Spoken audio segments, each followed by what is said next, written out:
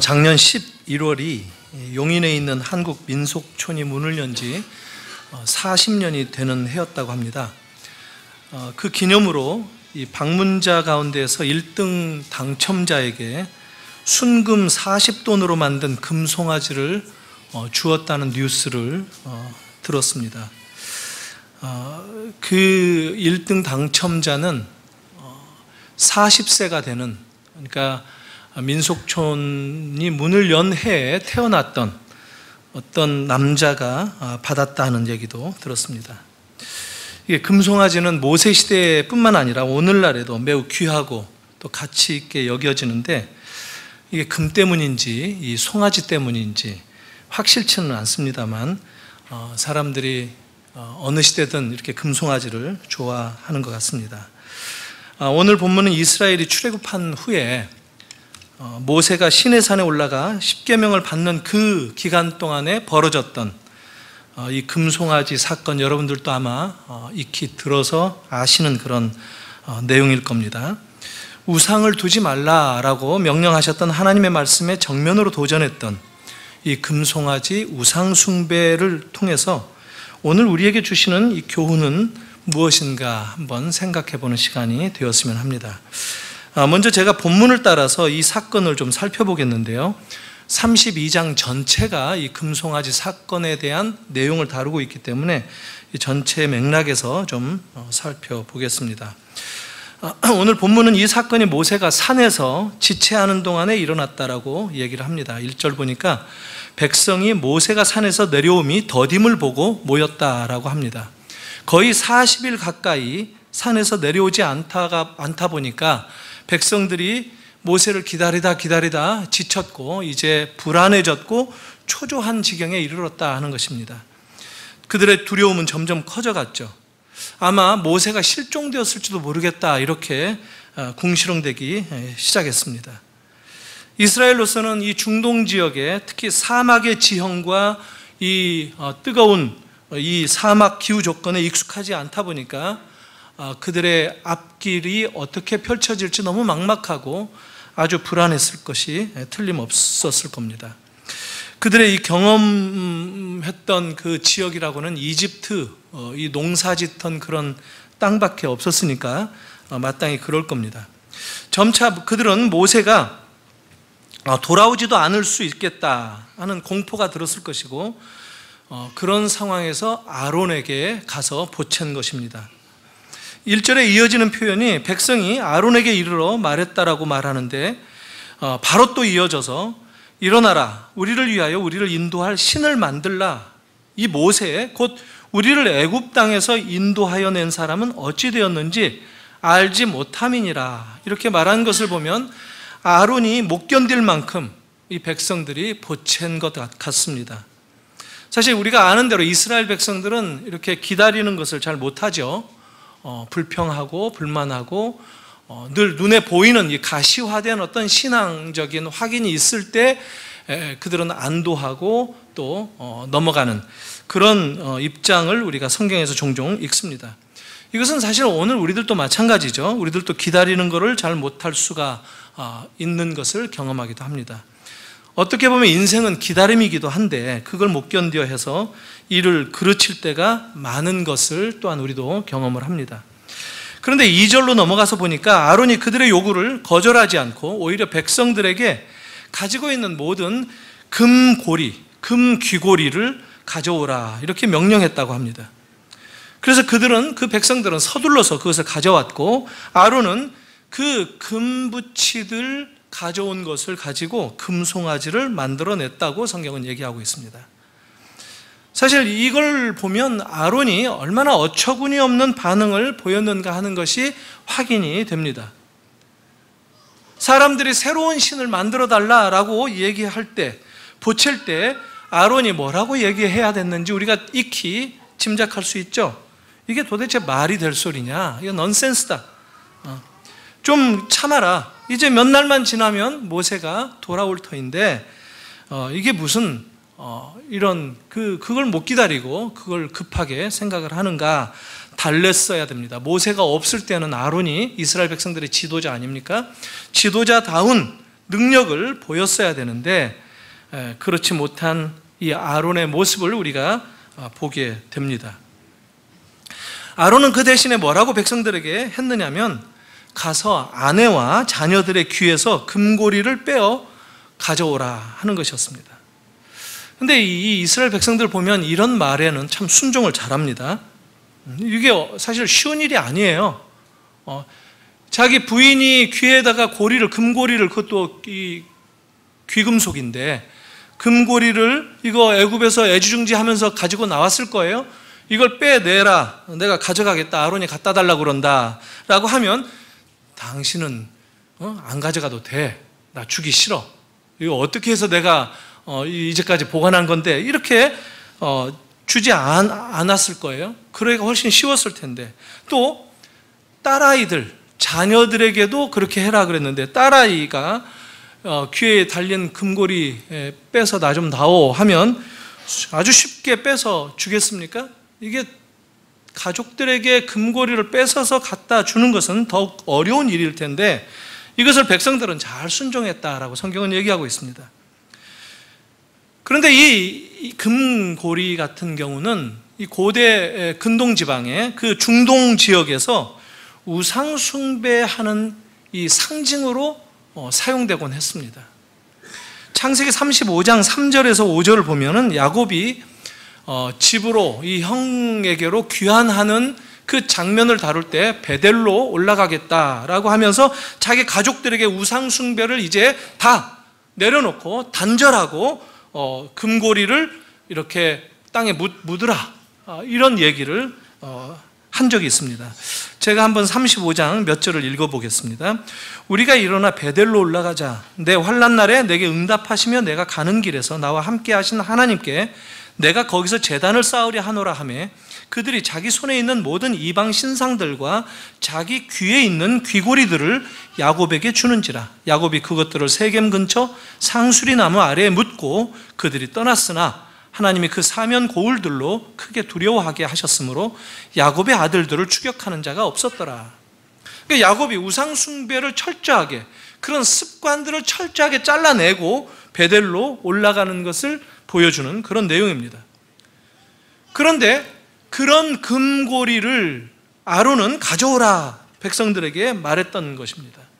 그래서 3절로 보니까 모든 백성들이 금고리를 아론에게 가져왔다라고 합니다. 그런 점에서 가족들의 귀에 걸린 그 금고리가 모두 제거된 것이죠. 그렇다면 그런 점에서는 이제 새로운 획기적인 변화라고 말할 수도 있고 그건 굉장히 긍정적이다라고도 할 수 있겠죠. 이스라엘 모든 백성들이 이제 우상 숭배와 단절하는 이 금고리를 다 제거했다라고 하는 이 상징적인 사건이 될 수도 있었는데 아론은 놀랍게도 그것을 불에 녹여가지고 더 앙증맞고 더 사랑스러운 금으로 된 송아지를 빚어냈다라고 성경은 얘기하는 것입니다. 그러니까 이전의 금고리와는 전혀 다른 종류의 우상을 만들어버렸다, 이런 얘기를 성경이 전하는 겁니다. 그러니까 오히려 이스라엘 백성들이 우상 숭배로부터 단절되는 그런 그 상징적인 사건이 아니라 오히려 더 큰 위험스러운 우상 숭배로 전락하는 그런 상황 가운데 빠졌다라는 겁니다. 여전히 10계명 중에 1계명을 어겨버린 셈입니다.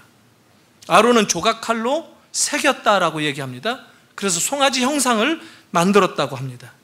그리고 뭐라고 선포하느냐면 이 금송아지가 너희를 이집트에서 구원해낸, 인도해낸 하나님이다, 너희의 신이다라고 선포했습니다. 그리고 내일을 우리가 기념 축일로 축제를 벌이자라고 얘기를 합니다. 이 사실을 모세는 전혀 모르고 있었습니다. 그러다가 산에서 내려왔는데, 그것도 하나님께서 내려가라 하셔서 내려갔는데, 이스라엘이 금송아지를 경배하면서 광란의 축제를 벌이고 있는 그런 장면을 여호수아에게 듣고 목격하게 되었습니다. 아마 그들은 이교도들이 제사를 지내고 이 광란의 신적인 축제를 벌이듯이 그런 모습 가운데서 흔하게 얘기하는 대로 이 엑시타시라고 하는 이런 흥분 상태, 고조된 흥분 상태, 또 난잡한 성적인 흥분 상태에 빠져서 즐기는 모습을 보게 된 것입니다. 그 금송아지를 둘러싸고 뱅뱅 돌면서 춤을 추고 외치기를 이게 우리를 이집트에서 구원해낸 이스라엘의 하나님이다라고 했던 것입니다. 모세가 이런 장면을 보았을 때, 그리고 금을 녹였던 그 벌겋게 달아오르는 그 불 주변을 뱅뱅 돌면서 춤추는 그들을 보고 참 이 광란의 모습을 목격했을 때 모세는 경노하게 됩니다. 그리고 19절에 나오듯이 돌판을 던져서 부서뜨리고 맙니다. 이 돌판은 두 개로 되어 있는 그 돌판인데, 말 그대로 타블렛, 이 돌판인데 이 앞뒤로 10계명이 새겨진 그런 돌판이었습니다. 진에 가까이 이르러 그 송아지와 그 춤추는 것을 보고 크게 노하여 손에서 그 판들을 산 아래로 던져 깨트리니라. 모세가 이 19절에서 행한 일을 지금 기록하고 있습니다. 그리고 모세는 다시 금송아지를 불살라서 가루로 만들어 빻아서 물에 뿌리고 이스라엘 자손에게 마시게 했습니다. 아주 엽기적인 처리 과정을 보여주고 있죠. 20절에 나옵니다. 그리고 21절 보니까 모세는 아론을 추궁하면서 책임을 묻습니다. 모세가 아론에게 이르되 이 백성이 당신에게 어떻게 하였기에 당신이 그들을 큰 죄에 빠지게 하였느냐. 불쌍한 아론은 모세 앞에 절절매면서 변명을 늘어놓았습니다. 백성들이 광야에서 갈피를 못 잡고 있는 데다가 모세 당신도 산에서 내려오지 않고 언제 돌아올지도 모르는 그 판국에 눈에 보이는 신을 만들어 달라고 졸라대니까 나로서는 어쩔 수 없이 이렇게 되었다. 이 변명 아닌 궁색한 변명을 늘어놓았습니다. 모세는 이어서 충성스러운 사람들을 찾습니다. 그리고 이 죄악을 저지른 백성들을 처벌합니다. 26절에 나오죠. 누구든지 여호와의 편에 있는 자는 내게로 나오라 하면서 레위 자손이 다 모여 그에게로 갔다. 모세 편에, 모세 사이드로 다 섰습니다. 그러니까 그 레위인들에게 명령을 내리기를 죄악을 행한 이스라엘 사람들을 심판하라. 그 결과 3,000명을 죽였다라고 합니다. 도륙했다라고 합니다. 이게 금송아지 사건의 전모입니다. 그런데 놀라운 것은 아론은 심판당하지 않았어요. 얼핏 생각해봐도 아론이 이 금송아지를 만든 장본인인데 그렇게 등장하고 있는데 그가 처벌해서 제외되었다는 것, 이것은 아주 뜻밖의 정상 참작처럼 보여집니다. 자, 그런데 왜 하필이면 금으로 만들었을까? 왜 하필이면 송아지였을까? 송아지가 뭔가 이 흥분의 도가니를 연출하는 그런 짐승인가? 이런 것들을 우리가 좀 생각해 볼 필요가 있습니다. 이스라엘 백성들이 정말 그 송아지를 자기네들을 이집트에서 구원해서 인도해냈을 바로 그 하나님이라고 믿었을까? 사실 모든 성경학자들이 이구동성으로 얘기하는 것은 송아지가 하나님을 대체한 것은 아니다라고 하는 겁니다. 이스라엘 백성들이 금송아지를 만든 것이 하나님을 거역하겠다라고 하는 그 의도는 아니었다라는 것입니다. 백성들이 생각하고 아론에게 부탁했던 것은 모세가 내려오지 않고 모세가 눈에 안 보이니까 이 모세를 대체해달라 하는 것이었습니다. 시작이 그랬다는 것이죠. 그러니까 하나님을 대체한 것은 아니다라는 겁니다. 그들이 구한 것은 모세의 부제가 만든 보이지 않는 하나님에 대한 가시적인 모양새였다는 겁니다. 금송아지는 성막에 있는 이 체루빔과 비슷합니다. 그 의미상에 있어서 이 요셉의 케루빔이라고 하는 이 표현이 나오는데, 성막 안에 이 케루빔이라는 말은 보좌라는 뜻입니다. 보좌. 이렇게 묘사되고 있는데, 눈에 보이지 않는 하나님이 이 땅에 임재하실 때, 이 땅에 나타나실 때, 현현하실 때 그 보좌 위에 앉으실 것이다라고 하는 그런 보좌, 그 하나님의 임재를 묘사할 때 사용하는 그 받침대 보좌, 이것을 바로 체루빔이라고 얘기하는데, 이 금송아지하고 기능적으로 거의 의미상 똑같다라고 볼 수 있다는 겁니다. 금송아지와 체루빔은 동일한 것이다라는 거예요. 그렇다면 이 금송아지가 체루빔의 다른 모습이라고 한다면 왜 이스라엘이 금송아지를 만든 것이 그렇게 극악무도한 범죄를 저지른 것인가? 이게 풀려야 됩니다. 모세가 왜 그렇게 극단적으로 화를 폭발시켰는가? 이것을 우리가 생각해 하는 것이 이 금송아지 사건을 이해하는 데 아주 중요한 시금석입니다. 이 금송아지 사건은 기록한 이 흐름을 보면 이 다음에 바로 이어서 어떤 게 나오느냐면 성막을 이렇게 만들라라는 지시사항을 기록하고 있는 그 앞에 기록되어 있는 사건입니다. 그러니까 하나님을 섬기는 제사 제도를 기록하는 데 있어서 금송아지의 이 우상숭배는 그 이후에 벌어지는 하나님을 섬기는 제사와 날카로운 대조를 이루고 있다라는 겁니다. 여기서 한 가지 중요한 관찰점이 있는데 이스라엘은 하나님을 외면한 것이 아니다라는 겁니다. 하나님을 떠난 것이 아니다라는 거예요. 이스라엘이 하나님을 버린 것이 아니라 오히려 하나님을 우상으로 만들었다는 겁니다. 하나님을 믿는 이 신앙을 우상화시켰다는 거예요. 하나님을 찾고 하나님을 대상으로 삼으면서 하나님을 믿겠다고 하나님께 나아가지만 그 하나님을 우상으로 만들었다라는 것입니다. 이것이 어떤 면에서 보면 오늘 우리들의 신앙생활과도 참 비슷한 면모가 아닌가 이렇게 보여집니다. 우리가 신앙생활 하면서도 종종 경험하게 되고 우리들도 모르게 떨어지게 되는, 우리들도 모르게 깜빡 속는 그런 지점이 바로 이런 문제가 아닌가 한다는 거예요. 하나님을 인격적인 관계로 신뢰해야 되고 하나님의 약속을 붙들고 그 약속을 순종으로 나아감으로써 하나님의 임재를 경험하는 것이 우리들의 신앙 아닙니까? 그런데 우리가 설정하고 우리가 만든 우상을 놓고 형식적인 관계를 맺는 것, 이것을 종교라고 생각하고 그 종교를 통해서 우리가 원하는 바를 기대하는 것, 이것이 우리는 종종 우리의 신앙생활이다라고 여길 때가 많다는 겁니다. 그러나 성경이 가르치는 이 원리는 분명하게 그런 형식적인 관계, 제의적인 그 형식 속에 우리가 머무는 것을 하나님이 원하시는 것이 아니라, 그리고 우리의 기대를 채워주는 것이 신앙이 아니라, 신앙은 하나님께 순종함으로 경험될 수 있는 것이다 라는 겁니다. 신앙은 하나님께 순종하는 겁니다. 성막을 보면 성막의 상징적인 구조, 성막의 기물들, 이런 것들이 이제 제사 의식을 통해서 하나님의 임재가 나타난 거 아닙니까? 그래서 뭐 촛대는 무엇을 상징하고 있고 물두멍은 뭐고 뭐 이런 모든 것들이 다 하나님의 임재를 상징하는 거예요. 하나님과 그의 백성들이 만나는 그런 절차를 나타내는 것이에요. 그런데 그렇기 때문에 정성을 쏟고 뭔가 가치를 부여해서 장식을 통해서 성막을 만들고 하는 것인데, 그것의 근거에서 하나님이 임재하시는 것은 아니라는 거예요. 그것을 만드는 이 사람들의 하나님의 말씀에 대한 순종을 통해서 하나님이 임재하신다는 거예요. 하나님은 우리들의 순종을 통해서 나타나신다는 거예요. 그런 점에서 모세가 보기에 이 금송아지를 만들고 맴돌면서 춤추는 그런 사람들은 하나님을 기념하는 것이다라고 볼 수 없었다는 겁니다. 더욱이 아론은 백성들이 모세의 대체가 필요하다고 요구했기 때문에 하나님의 대체가 아니었다는 것을 분명히 알고 있었죠. 아론은 그것을 알고 있었어요. 그것을 지금 내미는 거예요.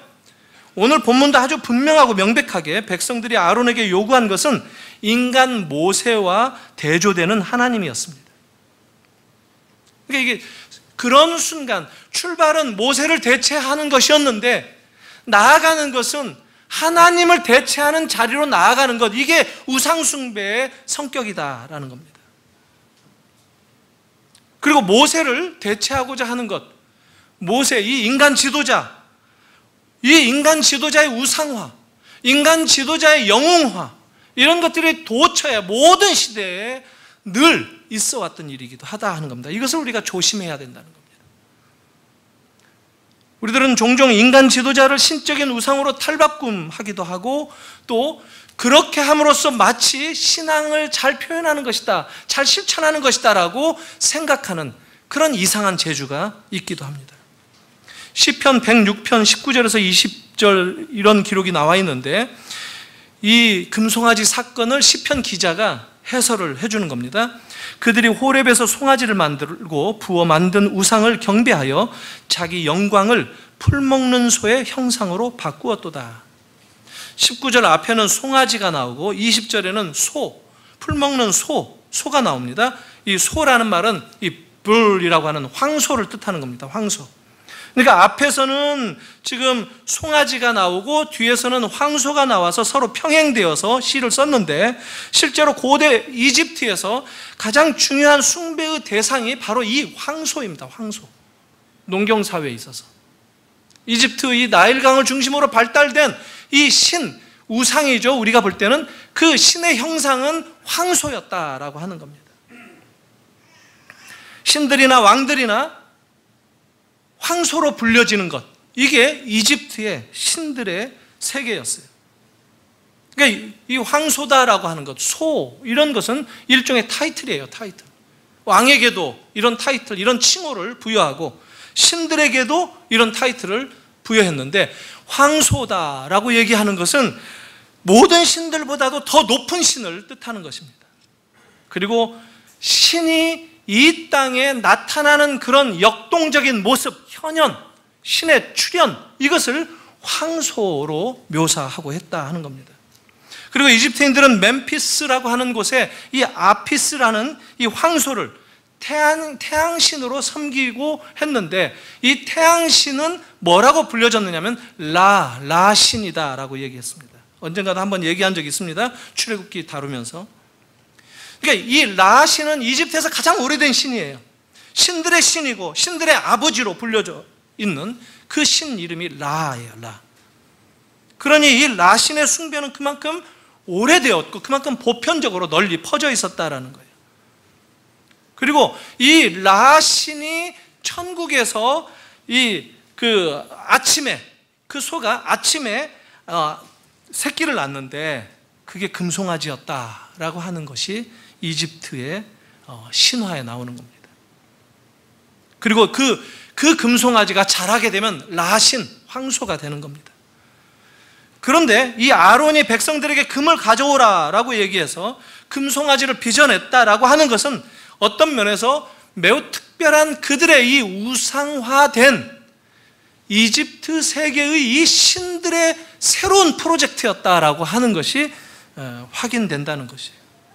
그러니까 대충 우상을 제작한 것이 아니라 마음과 정성을 쏟아서 신들을 만들었다는 거예요.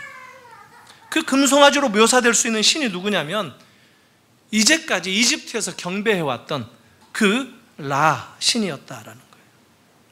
그런데 이 백성들은 어떻게 생각하느냐면 그 라 신이, 이 금송아지가 우리를 이집트에서 구원해서 홍해를 가르고 인도에 내신 하나님이다, 이스라엘의 하나님이다 라고 선언을 했다는 겁니다. 라신이야말로 보편적인 신이니까 이스라엘의 신도 되고, 그러니까 이스라엘의 신이 이교의 이집트의 라신으로 지금 대체되고 있다는 것이에요. 모세도 이집트의 궁정에서 왕자로서 자랐죠. 이 궁중 교육을 받으면서 자랐고 그들의 이 제의적인 모든 신화적 세계를 다 경험했을 터이기 때문에 누구보다도 이것을 다 더 잘 알고 분별할 수 있었던 그런 입장이었습니다. 이게 이 라신 숭배에 익숙하게 젖어 있었던 그런 입장이 모세였다는 거예요. 그리고 또 한 가지 덧붙이면 이 라라는 뜻은 히브리 말로 악이다라는 뜻입니다. 악, 나쁘다라는 뜻이에요. 출애굽기 10장 10절에 나옵니다. 그것이 너희에게는 나쁜 것이니라, 이런 말씀이 있는데 다시 해석해보면 나쁜 것이 너희 앞에 있는 것을 보는가, 이런 뜻입니다. 여기서 나쁜 것이라는 말에 라라는 말이 쓰였어요. 악하다라는 뜻으로 사용된 것이죠. 그러니까 이 구조를 그렇게 본다면 라신의 능력이 너를 대적해서 일어나는 것을 네가 보느냐, 이런 뜻입니다. 그러니까 중요한 것은 이 32장, 출애굽기 32장의 금송아지 이야기가 주는 메시지인데, 이스라엘은 이집트에서 출애굽을 한 다음, 그러니까 구원을 받은 다음 지금 새로운 하나님의 백성으로서 시내산 언약을 통해서 가나안을 향한 하나님의 새로운 거룩한 백성으로 출범을 하는 이 마당에 여전히 이집트의 라신을 떠나지 못하고 기억하고 있고 다시 되돌아가는 그런 모습을 보이고 있다 하는 것입니다. 자, 이 금송아지를 조금 다른 각도에서 접근해 보겠습니다. 이스라엘이 그것을 만들고 얼마나 좋았으면 이 축제를 벌였겠습니까? 이미 살펴본 대로 그들은 금송아지를 만들고 제단을 쌓고 여호와의 기념일로 선포하고 춤추고 난리를 피웠습니다. 그리고 이 금으로 만든 이 송아지가 금빛을 찬란하게 발하는 그런 모습을 보면서 얼마나 진귀하고 얼마나 신비로운 그런 감흥에 젖어 있겠습니까? 예쁘기도 했겠죠. 만져보기도 쉽고. 그런데 이사야는 나중에 그것을 아주 나쁜 과오라고 잊어버리라고 지적을 합니다. 이사야 46장 5절에서 9절까지의 말씀인데 제가 한번 읽어볼게요. 너희가 나를 누구에게 비기며 누구와 짝하며 누구와 비교하여서 서로 같다 하겠느냐? 사람들이 주머니에서 금을 쏟아내며 은을 저울에 달아 도금장에게 주고 그것으로 신을 만들게 하고 그것에게 엎드려 경배하며 그것을 들어 어깨에 메어다가 그의 처수에 두면 그것이 서 있고 거기에서 능히 움직이지 못하며 그에게 부르짖어도 능히 응답하지 못하며 고난에서 구하여 내지도 못하느니라. 너희 패역한 자들아, 이 일을 기억하고 장부가 되라. 이 일을 마음에 두라. 너희는 옛적 일을 기억하라. 나는 하나님이라 나 외에 다른 이가 없느니라. 나는 하나님이라 나 같은 이가 없느니라. 그렇게 금으로 빚고 만들어서 또 그것을 잘 그 제단 위에 세워놓는데 그것은 우리의 기도를 들을 수도 없다는 거예요. 그냥 우리가 논 그대로 존재한다는 거예요. 이게 우상의 특징이라는 거예요. 그냥 거기 그대로 있을 뿐이고 능히 움직이지도 못하고 부르짖어도 능히 응답하지 못하는데 우리를 구원해서 고난에서 구원해내지도 못하는데 우리는 거기에 팔려 있다는 거예요. 이스라엘의 문제가 바로 이겁니다. 이스라엘이 계속해서 이 금송아지 우상숭배를 그들의 역사 가운데 반복하는 것을 보여주는데 우리는 이 금송아지 사건이 출애굽기 32장에서 한 번으로 끝나는 것으로 생각하기가 쉬운데 전혀 그렇지 않습니다. 이런 배교 행위, 이런 우상숭배, 이것은 계속 역사 속에서 반복되었습니다. 요세푸스가 지적을 했었죠. 1세기의 유대 역사가인데 이스라엘에서 나중에 이 실제로 여로보암 시대에 금송아지를 만들어서 북쪽 단에 이 제단을 두고 거기에다 금송아지를 세워둔 그런 이야기를 지적합니다. 열왕기 12장 25절에서부터 33절에 나옵니다. 왜 이스라엘이 남북으로 갈라지지 않았습니까? 북쪽이 10지파, 남쪽이 2지파 사는데 예루살렘까지 10지파가 내려가서 제사를 드리기에 적절하지 않고 너무 멀고 불편하니까 그냥 이 북쪽에다가도 이 성전을 지차해가지고 만든 것이 베델 성전이고 단에 있는 성전이었습니다. 단은 가장 북쪽에 있는 지명 이름이에요. 단 지파가 가장 북쪽을 차지했거든요. 이스라엘을 지형적으로 얘기할 때 단에서 브엘셰바까지 이런 말이 있어요. 그러니까 단은 가장 꼭대기 거의 헐몬산 자락에 있는 곳이고 거기서부터 이스라엘이 시작됩니다. 가나안이라는 것이죠. 그리고 마지막 브엘셰바를 건너가면 유대 광야예요. 이집트로 넘어가는 광야. 그러니까 그게 이스라엘인데 그 제일 꼭대기에 있는 단에 금송아지를 세웠다는 거예요. 여로보암이. 금송아지 사건이 일어난 300년 후에 일어났던 실제 일입니다. 다시 금으로 송아지를 만들었고 그 이유는 보이지 않는 하나님을 확신하기 위해서 눈으로 보이는 형체로 만들어야 된다라고 하는 이런 마음이 이 우상을 만들어냈다라는 겁니다. 역사는 이렇게 돌고 돕니다. 계속해서 우상을 섬긴다는 거예요. 금송아지를 계속 섬긴다는 거예요. 오늘 우리들은 어떻습니까? 내가 참지 못하고 내가 기다리지 못하고 주님의 때를 내가 신뢰하지 못해서 전적으로 신뢰하는 그런 자리로부터 우리를 벗어나게 만드는 우리들의 금송아지는 무엇입니까? 예수 그리스도만이 우리를 붙잡아 주신다 하는 것을 신뢰하지 못하고 예수 그리스도 말고 우리의 인생에 우리의 뭔가 우리의 미래를 열어줄 것이다라고 소망하고 있는 그런 우리들의 금송아지가 무엇입니까? 언젠가 저도 어떤 분의 집에 갔는데 우연치 않게 그분의 이 금고를 본 적이 있어요. 뭐 저한테 자랑한 것은 아닌데 이 금고를 이렇게 열면서 이제 뭐 몇 가지를 보여줬는데 금거북이가 있더라고요. 금거북이. 저는 금송아지하고 이 개념이 같은데? 이런 생각을 했어요. 금송아지도 뭐 더러 있겠죠. 어떤 집에 가면. 그러고 보니까 우리 그 종로 3강가 이런 금은방 가면 금거북이 우리 한국 사람들 좋아하잖아요. 집집마다 하나씩 두고 싶고 오랫동안 가지고 싶죠. 좀 더 컸으면 좋겠다. 개수가 많아졌으면 좋겠다. 우리가 귀하게 여기는 것, 이것이 나를 안전하게 해줄 것이다, 내 인생을 책임져 줄 것이다 라고 믿는 그런 금송아지, 금거북이, 이런 이야기들을 우리들도 피할 수 없습니다. 물론 오늘 우리가 살고 있는 이 현대에 금송아지는 단연 부를 숭배하는 것이다 라고 말할 수 있죠. 물론 돈이 필요합니다. 모든 문화가 발전되려면 경제 성장을 해야 되고 부를 창출해내는 것 반드시 필요합니다. 그러나 우리의 인생이, 우리가 태어날 때 내가 어떤 가문에서 내가 태어나야 되겠다 하고 선택한 적이 있습니까?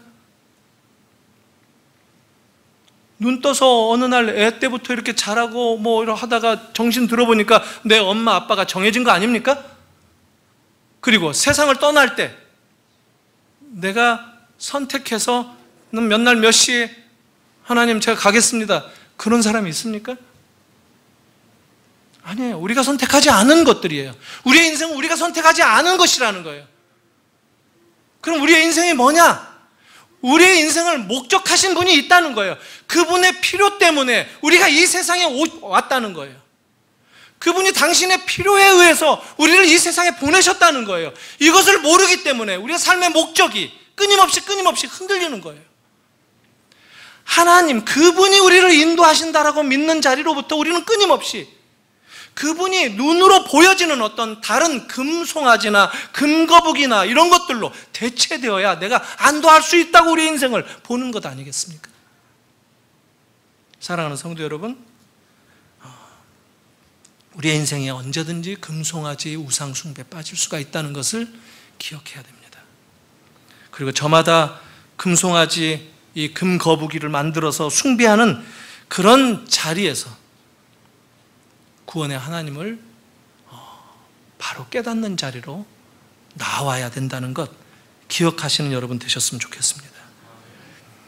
보이지 않는 하나님을 믿고 의지할 수 없다가 보니까 눈에 보이는 금송아지로 내 인생을 인도한다고 믿고 따라가는 것, 이게 편리해서 그렇게 이스라엘은 언제나 그런 우상 숭배를 반복했던 것입니다. 한 가지 마지막으로 생각해 보겠습니다. 왜 3,000명이나 죽었을까요?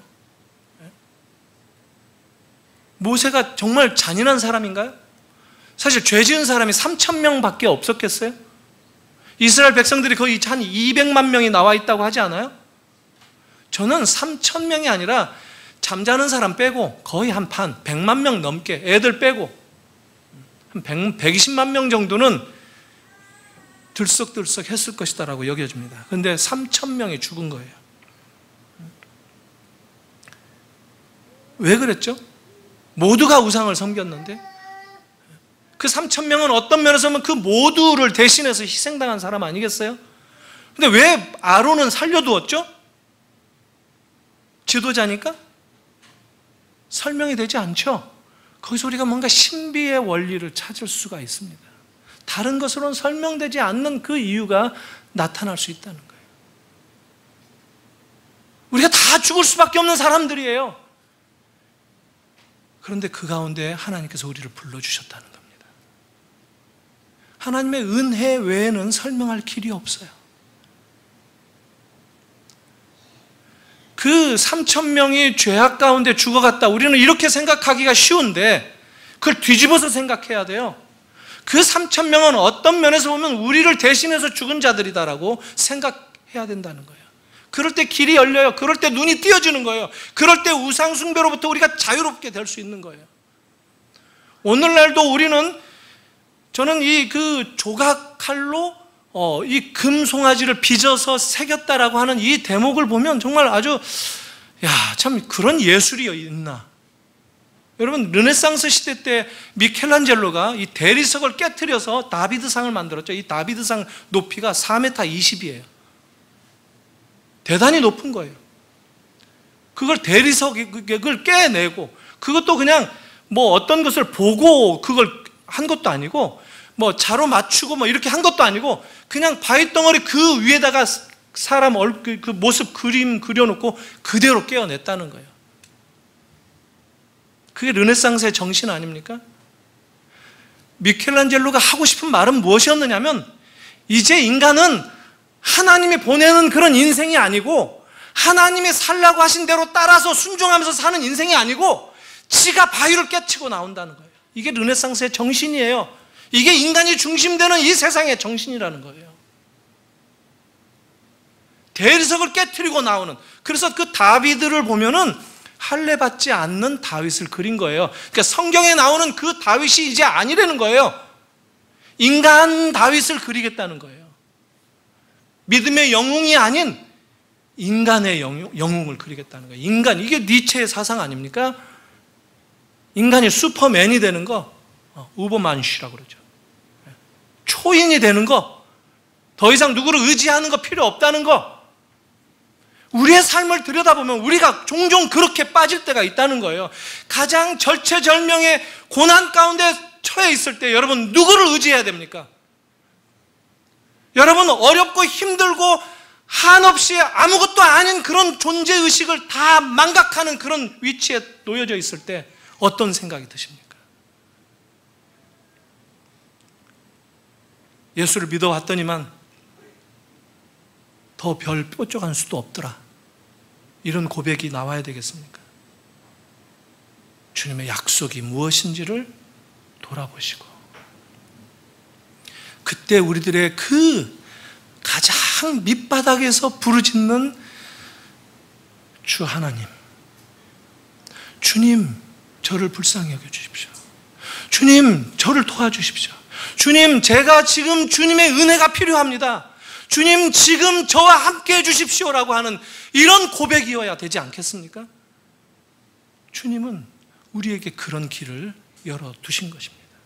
사랑하는 성도 여러분, 하나님은 이 이스라엘 백성들이 이렇게 광란에 이 우상숭배에 빠져 있는 것을 미리 알고 계셨어요. 그래서 모세에게 미리 가라 그랬죠. 이 백성들은 고개가 뻣뻣한 백성들이다. 배신하고 지금 배교를 일삼는 거, 하나님을 믿지 못하다.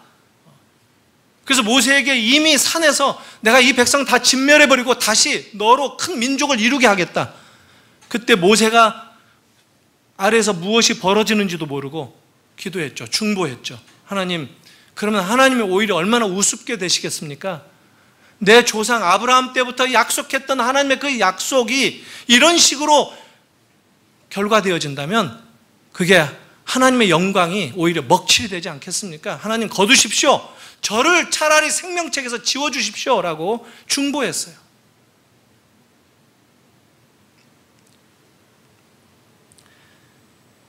이방 모든 나라들이 봐도 얼마나 웃음거리가 되겠습니까? 했다는 거예요. 사랑하는 성도 여러분, 그렇게 해서 은혜가 베풀어진 것입니다. 그것 때문에 금송아지 사건도 넘겨줄 수 있었던 겁니다. 하나님은 그렇게 참으시는 분이고, 그렇게 기다려주시는 분이시고, 그렇게 우리를 지금도 기다려주십니다. 이제 우리가 그것을 깨달아야 되는 거 아니겠어요? 우리가 이제 그것을 움켜쥐고 우리가 그 은혜를 붙들고 나아가는 것이 이제 필요하지 않겠습니까? 사랑하는 성도 여러분, 그 하나님을 다시 한번 오늘 우리의 삶 가운데 임하시는 분으로 고백하시는 여러분들 되시기를 바랍니다.